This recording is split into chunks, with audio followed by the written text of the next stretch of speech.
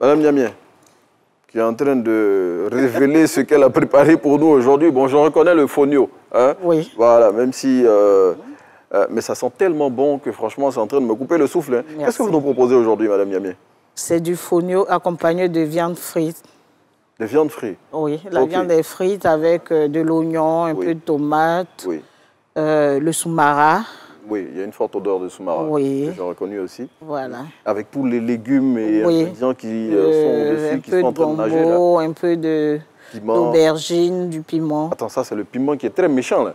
Le piment jaune. Oui, mais c'est pour ça que je ne l'écrase pas. Ok. Parce qu'aujourd'hui, il faut faire attention. Sa sensibilité. Voilà, ceux qui aiment manger très relevé pourront l'écraser dans leur assiette. Et la viande frite, là, j'espère qu'elle est cuite à point. Très bien cuite. Voilà, pour que ceux qui n'ont pas les dents très solides comme nous autres, hein, on puisse y aller. En principe, le gombo pourrait s'écraser dans le fonio. Mais il se trouve que certaines personnes, après le repas, ont envie de prendre le fonio avec du lait. Donc là, je ne l'ai pas écrasé. Ah, ok. Je l'ai mis et chacun ira de son goût. Donc ça veut dire que là, on peut manger avec la sauce et puis après, on peut se servir juste un peu, on met dans le lait. Dans le lait caillé. On prend son dessert tranquillement. Un peu comme on fera avec le déguet ou le lard des Sénégalais. Ok, super. Donc on a un 2 en 1. Oui. Un pour le déjeuner et puis après pour le dessert. C'est ça. Madame Niamien, elle est formidable, surtout quand elle explique les repas que nous concoctons. Et le nom de cette recette-là, c'est... C'est du fonio. Bon, en Guinée, vraiment, je ne sais pas. On avait dit c'est le concoué, c'est ça, non? Je prononce bien? Non, ça, c'est la Basse-Guinée.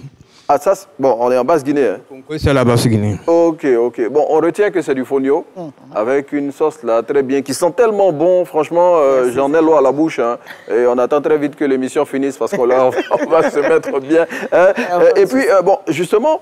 C'est une recette guinéenne. On va demander à... Monsieur Diallo, venez. Ça rend. Hein? Voilà. On va les servir.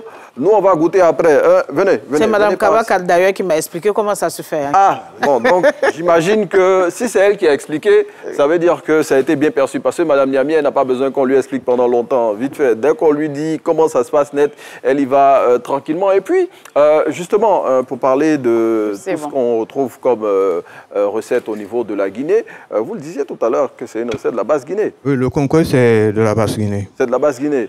Hein, et le concoué, on le consomme comment là-bas? Au quotidien, c'est un repas de fête? Oui, effectivement. Non, ça refait tout. J'enlève lui. Par exemple, on peut consommer ça tous les jours. Oui. Les grandes fêtes aussi.